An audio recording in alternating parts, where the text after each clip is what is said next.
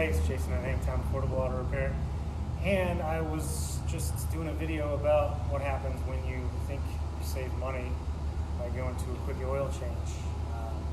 Usually they have just a pit, you drive over it, they dump your oil, tell you what they think's wrong with the car, and you drive away. If you don't lift the vehicle up in the air like this Ford, you cannot feel things like ball joints, which I'll show you right now.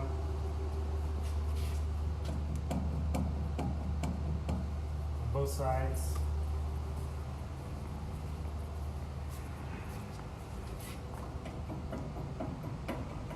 So I'll have you consider that you save $10 on oil change, but it's not worth your safety.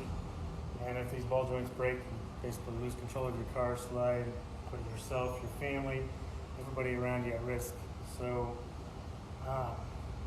if you want an ASE Master Certified Tech doing your oil changes, you come here. If you want some kid that's going to school to do something else, to do oil changes, you can go to a quickie place. And that's all I got for today. Thanks.